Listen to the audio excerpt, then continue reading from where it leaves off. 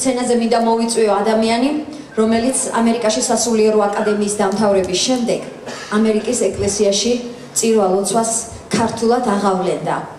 გულში კი სულ ოცნებობდა, რომ ამერიკაში, ნიუ-იორკში ქართული მართლმადიდებელი ტაძარი გახსნილიყო. ქართულად წირვა-ლოცვა აღავლენიყო და ქართული გალობა მოესმინა ქართველ მრევლს.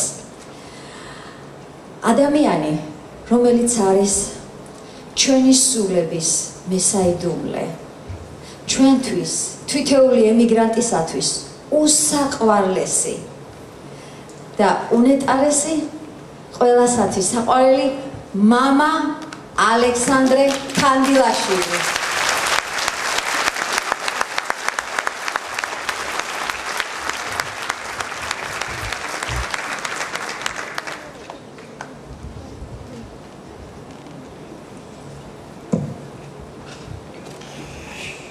მაღალ პოვლადო სამღვდელოებსობა, მეუფე დიმიტრი, პატივცემულო სტუმრებო, პატივცემულო საზოგადოება.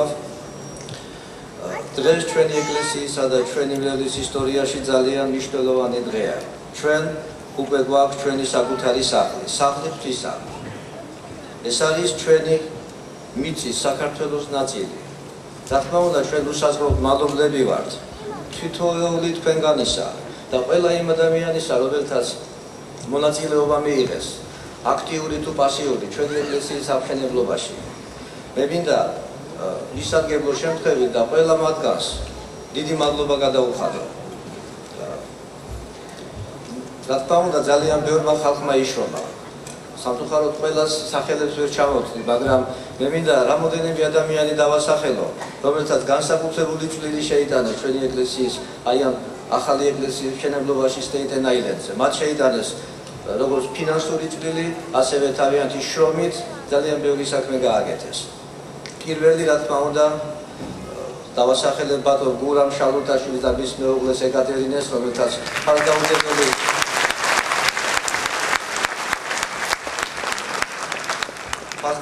ფასდაუდებელი დახმარება აღმოუჩინეს ეკლესიას. ეს ერთდროული დახმარება არ გახლავთ, ეს არის დახმარება ყიდვის დღიდან დღემდე და მშენებლობა არ დასრულებულა და დასრულებამდე ისინი ჩვენ გვერდზე იქნებიან.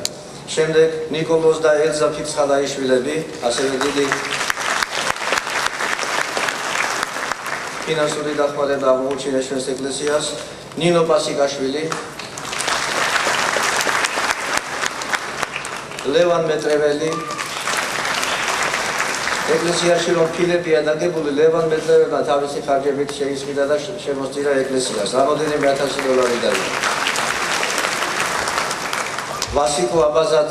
ვასიკო აბაზაძე და დავით თოდუა.